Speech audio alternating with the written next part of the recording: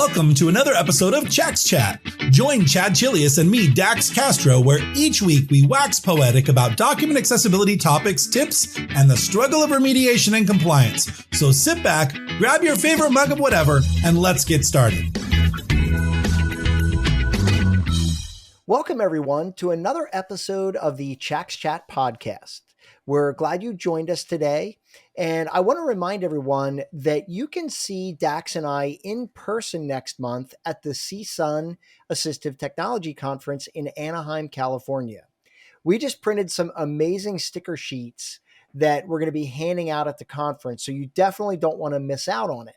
So if you're going to be at CSUN this year, make sure you stop by our booth. Our booth number is 432. And stop by and say hi to us. We'd love to meet you and love to see some of you again. And really hope you guys are attending and we'll get a chance to meet you all. My name is Chad Chelius. I'm an Adobe certified instructor, as well as director of training solutions and principal at Chax Training and Consulting. And my name is Dax Castro. I'm director of media productions here at Chax Training Consulting. And Chad and I are both certified as accessible document specialists. And if you'd like your certification too, head on over to accessibilityassociation.org/certifications and get yours today. They are a great organization to be part of. In fact, they will be at CSUN, right? They will. They will. Yeah. And as a matter of fact, as you talk about that, boy, does time fly, because you and I just got notified that our certification was up for renewal, which means that we have had our ADS certification for 2 years. So it is 2 years, right? Three. Is it 3 years? 3 years. I'm not that old, Dax. That's not possible.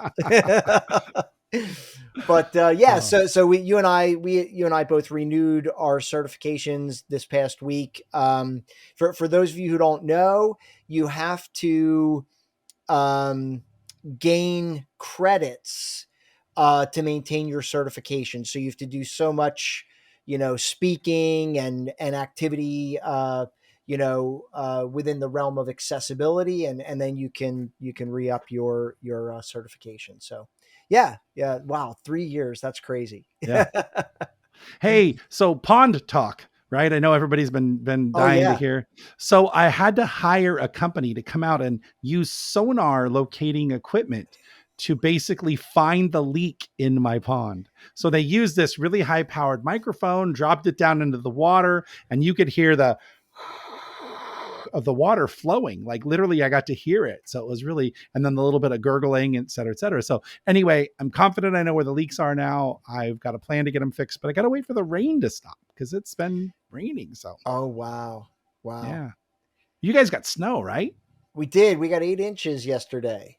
But somebody said it's like we live in Denver because we got 8 inches of snow. By the end of yesterday, half of it was gone. As the sun came out, it warmed up and started melting right away. So that's typically that's not typical of Pennsylvania. Typically it's just really cold. And if it snows, the snow's around for a while, but it's getting late in the year. So, glad it's not sticking around too long. Awesome. Well, we're right at the 4-minute mark, so we don't want to go too deep into for all of our people who listen to who are new listeners to the podcast. Typically the first 4 to 6 minutes are kind of banter back and forth. So don't get offended if we're not right into the topic. Cause Chad and I, we just like to, talk about, like to have fun. It's a balance, right? It's a balance. So, speaking of fun, this week I was busy. I created 2 LinkedIn posts, and they were both video posts. One of them I did on an alternate way of creating dot leaders in Adobe InDesign so that your leaders get artifacted automatically. So if you haven't seen it, go to my LinkedIn page and check it out. And then I did another one, and my idea behind this one, Dax, was I wanted to create an accessibility post for everyone. I wanted to create an accessibility post that everybody could relate to. And my post that I did was, I think many of us are in the same boat where we go out to a restaurant in dimly lit lighting, and they hand you a menu that's set in like 6-point type. Right. And I struggle to read this, especially because I don't really Sure. carry my glasses with me. And so in my video, I showed how you can download the PDF version of the restaurant's menu and use liquid mode to more efficiently read the menu. Dax, you and I have been doing this forever. You and I. Right. Well, and it only works in some menus. It depends on how they made it. We've definitely been in lots of restaurants where it doesn't work, but when it does, it works great because if they've used heading structures, things collapse and it's all great. Definitely go take a look at his videos. Both of them are really good. I definitely have watched them and feel like, you could definitely get some benefit out of it. And even if you're not a remediation specialist, right? I mean, using Acrobat's liquid mode is something anybody can do. Well, and what I also said in the video is that not all PDFs are created equal. And so you may try this and it may not work. And I said, if it doesn't work, say something to the restaurant. Right. And say, hey, do a better job so that when I try to use this, that I can leverage this feature, And if they say, I don't know how to do that, you can say, well, we know a guy, right? We know somebody who could do that. Call Chad and Dax, right? That's right. That is right. So, I want to talk just a minute about the stickers that we have for CSUN. So we have these really great stickers, and I'll put an image up on the screen here, but we have coined 2 new terms for accessibility. I'm so excited, right? And what's even more exciting, before I tell you what these terms are, is that we posted these in our PDF accessibility Facebook group, and the reaction we got was just as excited about them as I was, which was really validating. So there are 2 new terms that we want to introduce to you. One is Chax-essible. That something is Chax-essible. It is a user-focused experience beyond the WCAG standard, according to Chad and Dax. And this, we've talked about this so many times on our podcast, right, Chad? That beyond understanding the user experience and creating we call it a Cadillac experience for a person using assistive technology so that they get a richer and more complete, accessible, or equitable, I guess is the word I'm looking for there. Equitable experience when navigating the document. And the other one, Chad, do you remember the other one? What's the other one? Chax-ified. Chax-ified. So this is what you get. This is what you become after 3 or 6 hours of accessibility training with Chad or I. You are now Chax-ified. So we are super excited to bring these stickers to you. And we've got a whole sheet full of stickers that have lots of other things. And for our podcast listeners, we've got a few more that are IDEA, which is inclusion, diversity, equity, and accessibility. And then there's this little light bulb and it says the best ideas include accessibility, because DEI is so dominated by the other aspects of diversity and inclusion and equity that accessibility kind of gets left behind, right? Yep. Yeah, you and I run into that a lot, where we go into organizations and they've implemented these diversity and inclusion programs. And, you and I are always like, well, what about accessibility, guys? That's a huge, you're leaving a huge portion of the people out. So. Right. And including there is our Tamman sticker. So Tamman is our partner. We are now part of the Tamman family, as you heard us announce kind of at the beginning of the year. Chax is still Chax accessibility training. We've kind of morphed our name a bit. You're going to see a new logo come out here in the next few weeks. Matter of fact, it'll take its debut at CSUN.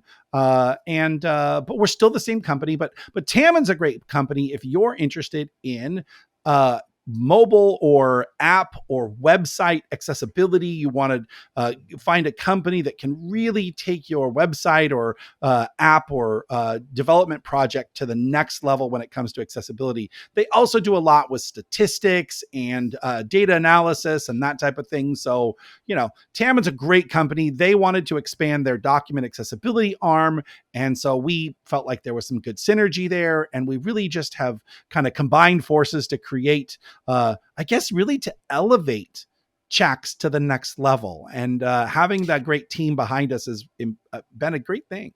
Oh, for sure. I mean, honestly, when we were in talks with them, I mean, all parties were excited because we felt like Tamman was getting elevated, but you and I also thought that Chax was getting elevated, Yep. right? I mean, Yeah. it was just such a win-win, and now, you and I have always been very much document focused, but now that Tamman is part of this picture, we can include web accessibility into, the solution as well, which is really neat. Well, and I rely on them because I completely know my lane, and I am going to stay in the document accessibility lane. I am not going to try to do both. It's just, I'm not that guy. Right. Again, we've got people, we've got Wally and a bunch of other great people at Tamman who know the website of things. And those are the people you'll be talking to. You're still not going to talk to us about web accessibility, but I'm looking forward to learning more about web accessibility, to be honest, through our travels. Awesome. Well, today we wanted to talk about a couple of different things. The first thing I wanted to talk about, though, Chad, really is about understanding the user experience when it comes to screen readers. I just encountered a client who has said, I want to be able to press the down arrow and move from one block of content to the next. And the reality is that it really depends on the source file. If your document was created in Canva or some of the other online Grackle, Google Docs or something like that, you're not going to get the same experience, including InDesign, that you would if your document was exported from Word. Word does a really good job of keeping all of a paragraph inside its own paragraph tag. Yeah. But because of the fluid nature, as they say, with great power comes great responsibility. In InDesign, you can set up styles and character styles and all sorts of things and adjust text in lots of ways beyond the normal control. But once you do that, InDesign has to have a way to control or to set those properties. And it does it by the use of a span tag. Mm-hmm. And so you will find that when you add things like soft returns or underlines or bolds or column settings or kerning or spacing, those things kind of trigger more span tags. Yeah. And the problem with that is that when you use NVDA or JAWS and you just want to press the down arrow, it's only going to move from marked content object to marked content object. And that's a problem for some people. But what we fail to realize is that most people using assistive technology are not using the down arrow to navigate every piece of their content, right? Talk about how much structure matters in a document, Chad.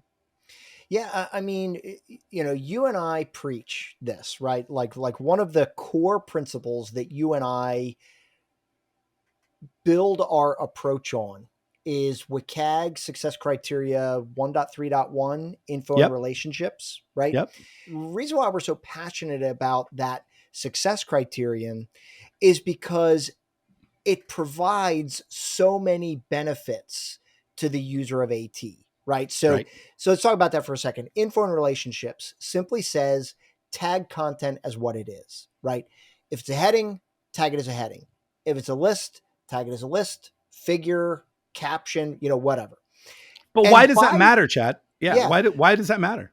So the reason that's so important is because just, and I'm going to speak to the cited user community for a second. And I'm going to ask you, when you read a document, whatever document it is, but I like to use a newspaper as an example. How do you read that product? You scan the headlines, right? Because maybe I don't want to read about whatever it is, whatever the topic is. Maybe I'm not interested and I want to figure something out that I am interested in. And so we scan the headlines to determine what is of importance. Users of assistive technology, if a document is well structured, has the ability to do the same thing, right? So by pressing the H key, that's one way, but by pressing the H key, it is going to navigate from heading to heading in that document, regardless of the heading level. Whether it's an H1 through an H6, it's going to jump from one heading to another so that the user knows what that information is about. Now you could get even more specific if you want to. If you press the number 1, it'll read all the H1s. If you press the number 2, it'll read all the H2s and so on and so forth. So by doing that, you are creating a very equitable experience for users of assistive technology. You're giving them a efficient way of navigating that document. And one of the things, and those are great points, Chad. And one of the things that we teach in our Designing with Accessibility in Mind class is that as you're designing the document, you need to be thinking about, how do I want the user to move from content to content? And many times it requires thinking about, do I need a heading here? Will it make sense for the user to go from the chapter 1 heading to the additional resources heading, skipping over maybe case study 1 and case study 2? Do I want to include more info or contact info heading above my contact info rather than just putting my contact info in? Because then it allows a user to know this section is about my contact info. And so it really is that designing with accessibility in mind. And in this exercise this morning with this client, we talked through some of that. And I said, look, these are launching points from one piece of content to the next. And you can design these things in at the beginning, or you can realize that you might be relegating someone to pressing the down arrow, where it's like reading a romance novel. If you had a romance novel in your hand and I said, find the part where she lands on the island, and you'd thumb through those pages trying to figure out, read a few lines, read a few more lines. Oh, that's not it yet. That's not it yet. Imagine doing that with a screen reader. You're down arrow a few times, but imagine you have no idea what the story is about. You have no idea where you are, what's coming up next, where things, how things are organized. You don't know the storyline. So that's why that structure is so important. And when your understanding of using assistive technology is pressing the down arrow, you're doing a disservice. And I'll just be plain about this. You're doing a disservice to the people who use assistive technology on a daily basis, because there's a lot more to it. And just like you would never hand someone a novel, a newspaper written in novel format, you would never hand someone a PDF with just a bunch of paragraph tags and tell them, we'll just use the down arrow to navigate through that content. So. Right. And I mean, what you just talked about, Dax, is you were saying how people need to create headings within their content. And most people do this really without even thinking, which is part of the problem, right? Like typically in Word, what they'll do is they'll highlight the text, make it bigger, make it bold to look like a heading, right? But structurally, they're not defining it as a heading. And that violates info and relationships. Well, and what was funny is this document was exactly that way. I looked at the paragraph styles. It looked well styled. It had what you would think were regular paragraph styles you would find in any document, but they used the single heading style for body text, for headlines, for subheadings, for everywhere in the whole entire document was all using this subhead 2. And then they just modified what it looked like. So you couldn't just go in and replace a style. You literally had to rebuild some of the document structure because it was just used everywhere and in so many different ways. And not only is that not a good approach, but it's so inefficient from a document authoring standpoint, right? I mean, the whole point of styles is that if you're a content creator, as you're creating content, you're like, oh, I need a heading. You go over to your styles and you say heading 2, right? And magically it looks like a heading 2 and it's going to be tagged as a heading 2, right? There's so many benefits to using styles beyond accessibility. Well, and if your boss comes in and says, hey, now make this document accessible, you go in and go, oh, this green doesn't meet minimum color contrast. Instead of having to go into everywhere that green is used in your document, you go to that one style, change the green headline to a darker green, and you're good. You're all good. You update the whole document. Yeah. So I guess there's 2 things here. One, the importance of styles and headings. Well, 3 things. The importance of styles in your document to be used correctly, individually for the different types of items, and not using styles. The moment your font changes, your color changes, your size changes, those should be triggers to you to think, do I need another style for this? Most cases, the answer is yes. Some cases, no, but you might use a character style to change color. And you and I have different approaches to those kinds of things, but that's document creation. The other part of it, go ahead, Chad. Well, no. And I mean, I was just going to add to that. And I would just say that And as you're creating those headings and you choose a color for your heading, take an extra 60 seconds and just evaluate the color contrast of the color you just chose to make sure that you're meeting minimum color contrast, right? It's not hard. It's not difficult. And it takes, like I said, 60 seconds. I'm probably being generous. Yeah. You know what I mean? For how long it takes. Yeah. Well, TPGI's color contrast analyzer is a really great way to use that tool. And honestly, I always set my color palette well before I start doing any of my layout. So I try to make sure that everything, and this is my own rule, I make sure that all my colors that I'm going to use for text are at least 4.5 to 1 color contrast, because then I don't have to worry about whether I'm using it for body text or using it for a headline, or somebody else is going to take over my document and use the wrong combination. I just stay 4.5, and that way I know I'm good regardless. So I think using styles correctly, mapping them to headings, or building the heading structure into your document. And the last one, which I think is the most important, is you need to understand what the screen reader user experience actually is, and not just under your own interpretation. Screen reader users are going to use the H key for headings, the G key for graphics, the L key for lists, the tab or enter key for links, or K for links. They're going to use those items, those keys, to get to those specific pieces of content. In Chad's story, he said, look, I'm going to open up the newspaper and I'm going to scan all the headings. While he was talking, I listened to him and thought, well, that's not how I read a newspaper. I open the newspaper and I look at all the photos and I look at the one that's most interesting. And then I go to that article and read that one. So everybody reads something a little differently. Yeah. And the idea of the R in POUR principles, POUR, is robust. It means that regardless of the way I digest my document, there is an avenue in which I can get to that information easily. Yeah. I mean, as a sighted user, you don't have somebody standing over your shoulder saying, you've got to read this document this way. Yes. Right. Everybody does it their own way. Right. Yep. And, you know, to your point, you know, that's the whole point of what we do. Right. We want to give people whatever method they prefer to read the document is what we want to allow them to do. And, you know, when you said that person had said, I want to be able to press the down arrow key and have it that's, I don't know what the word is, but it's like you can't envision in your head how you want a product to behave. You've got to adapt to how the product works. Right. And we could argue whether we like how the product works or not, but the reality is we're kind of stuck with it. Right. And so what's interesting is they went a little bit farther.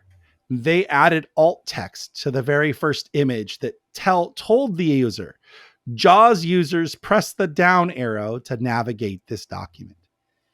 And I'm just like, that's even a little farther than, that's a violation, right? Yeah. I mean, that is giving them directive. I don't know that it's a violation, but it's definitely, I hate to use the term ableist, but it's a very short-sighted way of understanding what that experience is. And no offense to the company or people that made this assumption, it all comes from a fact of not understanding the user experience. That's why our class, document testing with NVDA, is really a great class, because we walk through with people how you should test your document to ensure things are accessible. Because if my document is full of paragraph tags with no headings whatsoever, and all I'm doing is pressing the down arrow going, yep, I can hear it. Yep, I can hear it. Yep, I can hear it. You're going to think my document passes accessibility when in fact it violates info and relationships, right? Yeah. So, yeah, 100%. 100%. Yeah. Cool. What else, Chad? Did you have something else you wanted to talk about? I sure did. And I'm slightly embarrassed at this, but you know, hey, we all make mistakes, and I wanted to share this with everybody. This is for all the Mac users out there. And as many of us know, the new Macs run on an M1, M2, I think there's even an M3 chip now that runs all of their computers.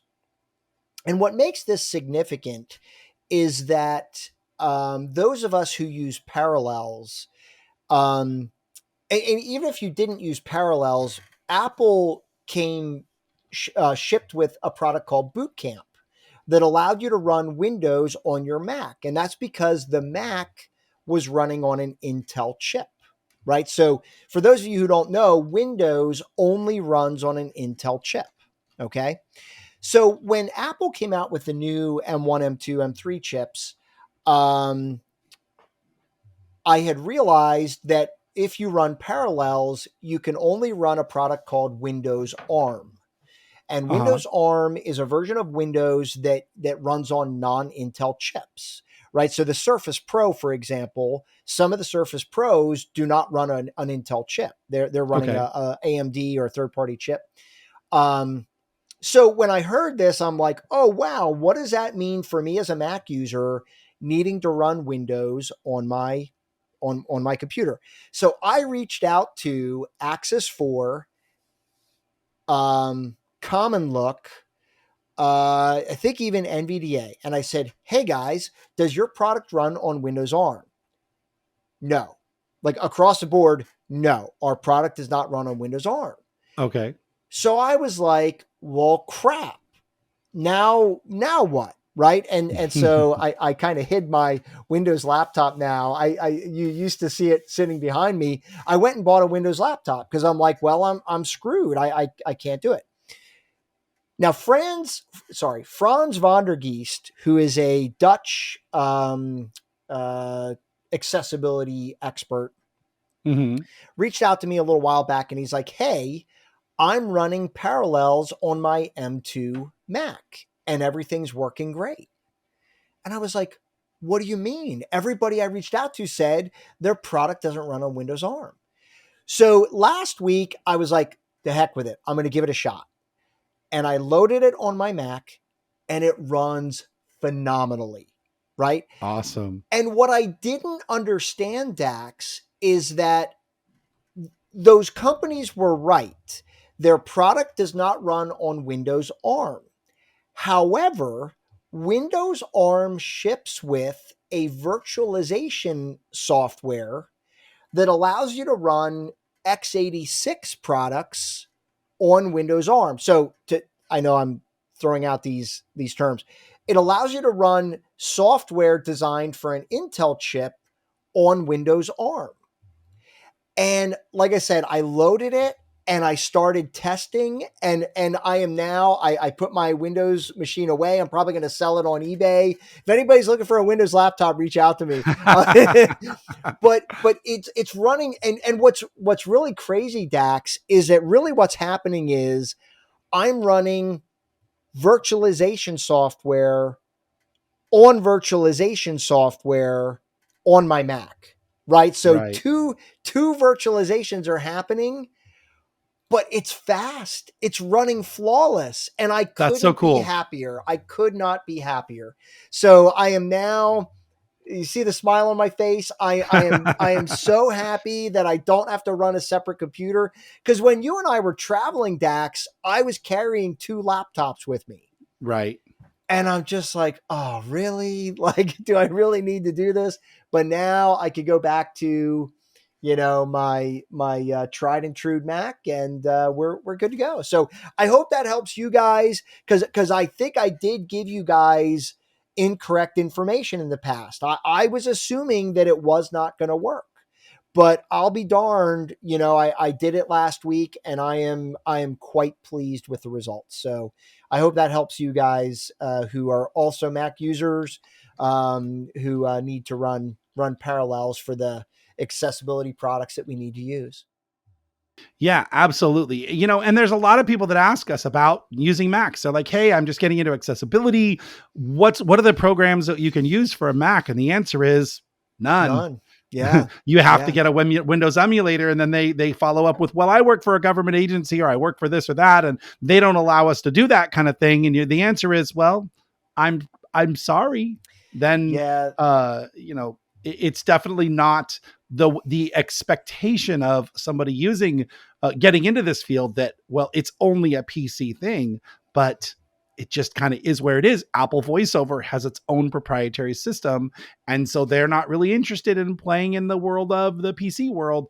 And for the most part, Apple VoiceOver does okay. I'd say on a mobile device, a phenomenal experience. Quite well. Yeah. In a PDF inside your desktop machine, maybe not so great. It's got some bugs for sure. But most people who are using assistive technology are using NVDA, JAWS in a Windows environment, you know, and that's just the reality of it, you know? So yeah.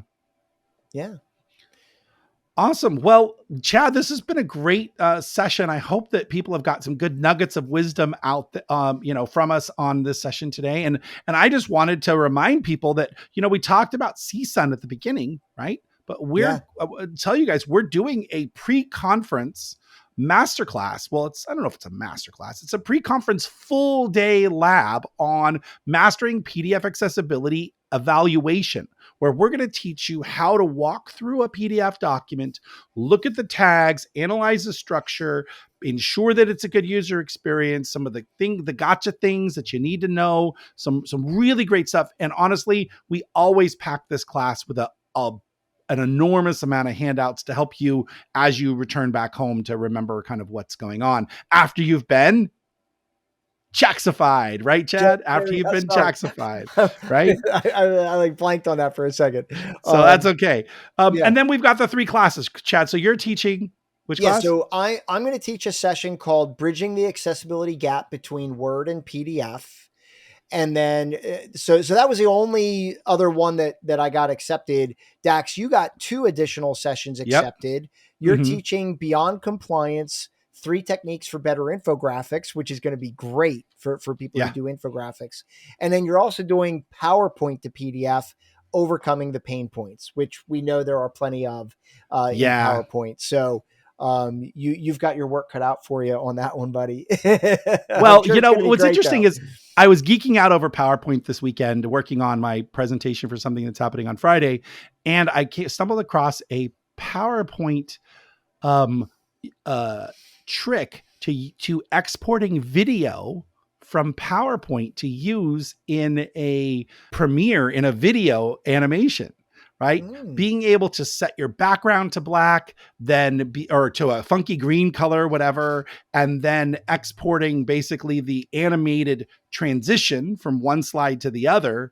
When you bring that into Premiere, then you just chroma key out the background, and now you have this transparent, pie chart in this case that you can animate, which I thought was really interesting. The other thing I found out was, and this goes for accessibility, that if you create an outline in Word using headings and heading 1s for your main topics and heading 2s for your bullet items, you can actually import that into the outline viewer for PowerPoint. So it'll say import outline. And when you import the outline, you point it to your Word doc, and then boom, it comes into the outline viewer inside PowerPoint, and with all of your slides all set and all of your bullets all set. And then you can use the designer feature of PowerPoint to then style your slides, and makes it really easy. I thought it was a really great way.